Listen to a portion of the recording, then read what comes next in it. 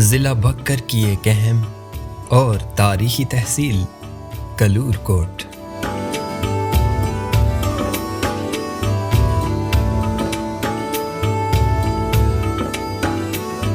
دریائے سندھ کے مشرق میں آباد یہ وہ خطہ ہے جس کا نام یہاں کی صدیوں پرانی روایات کا امین ہے۔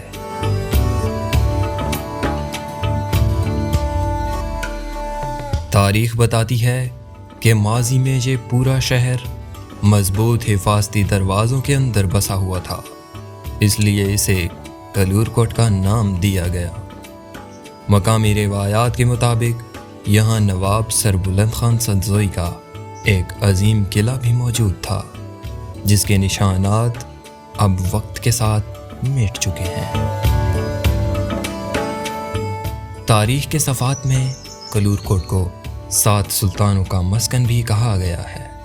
یہ وہ پاکیزہ دھرتی ہے جہاں 7 جلیل القدر صوفیاء کرام کے مزارات آج بھی عقیدت مندوں کے لیے دلی سکون کا باعث ہیں۔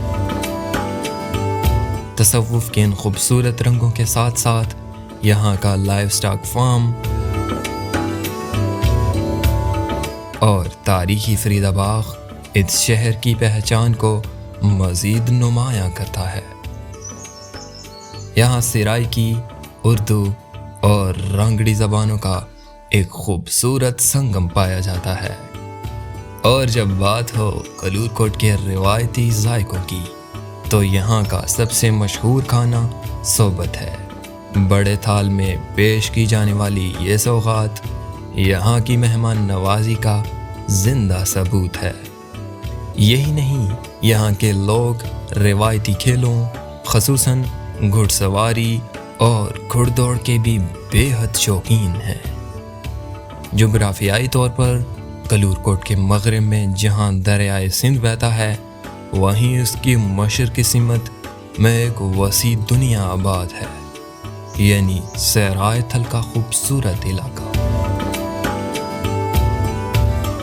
نو آبادیاتی دور کا تاریخی ریلوے اسٹیشن آج بھی یہاں کی شان ہے۔ جبکہ آج کا کلور کوٹ ایک نئے روپ میں ڈھل رہا ہے۔ شہر کی خوبصورتی کو نکھارنے کے لیے یہاں بیوٹیفیکیشن کے منصوبوں پر تیزی سے کام جاری ہے، جو اس کی رونق کو مزید بڑھا رہے ہیں۔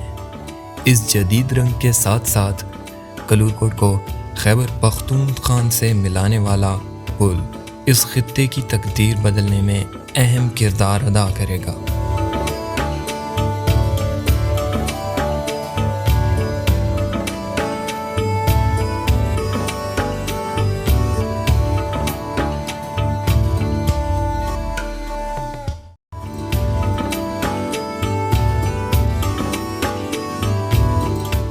تاریخ، ثقافت اور جدید ترقی کا یہ انوکھا سنگم کلور کوٹ کو صوبہ پنجاب اور پاکستان کا ایک بے مثال اثاثہ بناتا ہے۔